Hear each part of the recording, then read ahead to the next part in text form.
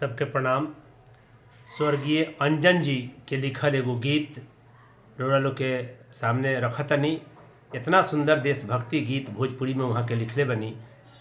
एगो मतारी अपना फौजी बेटा के एगो दूसरा फौजी के से का संदेश भेजत तरी, वहाँ के बहुत अच्छा तरीका से ओकरा के सजैले बनी, लिखले बनी।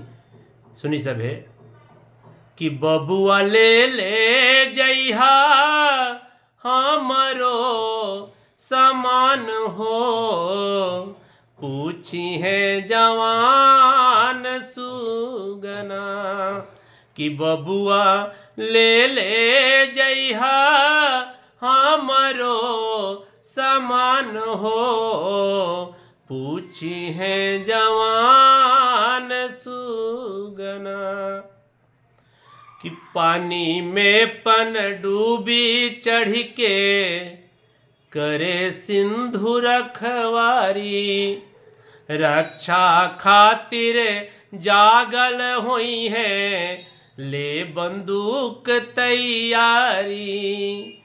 कि ऊपरा गरजत हुई है जेटवा विमान हो, पूछी है जवान सुगना। कि ऊपरा गरजत हुई है जेटवा विमान हो, पूछी है जवान सुगना। सतुआ चिउरा के मोटरी जल्दी दीहा पहुँचाई, भरुआ मरिचा कोना में हम दिहनी गांठ लगाई। तपई है नाचे लगी है बाबू के परान हो, पूछी है जवान सुगना। कि पई है नाचे लगी है बाबू के परान हो, पूछी है जवान सुगना। कि बबुआ ले ले जइहा हमरो समान हो, पूछी है जवान सुगना। देखते तोहके गले लगई हैं, अब पूछी है घर कुशलाई। कैसन गांव नगर घर बाटे कैसन बड़ी माई। कैसन गांव नगर घर बाटे कैसन बड़ी माई। कि कैसन बारे घरे लड़का से आन हो, पूछी है जवान सुगना। कि कैसन बारे घरे लड़का से आन हो, पूछी है जवान सुगना।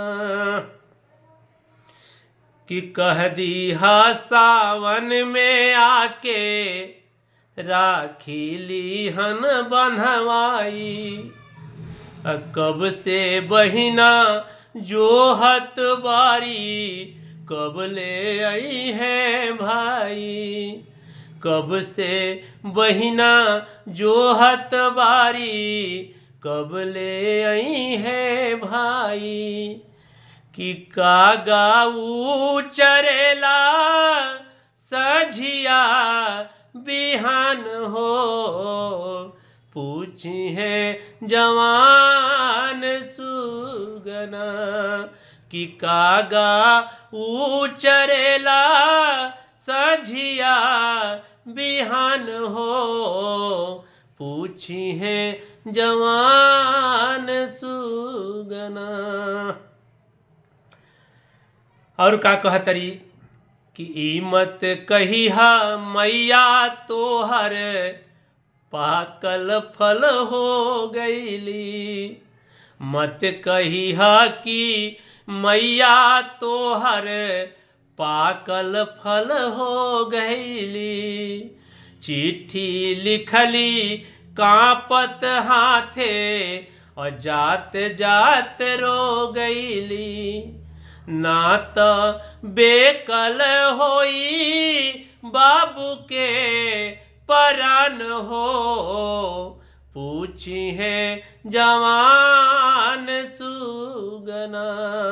ना त बेकल होई बाबू के परान हो, पूछी है जवान सुगना।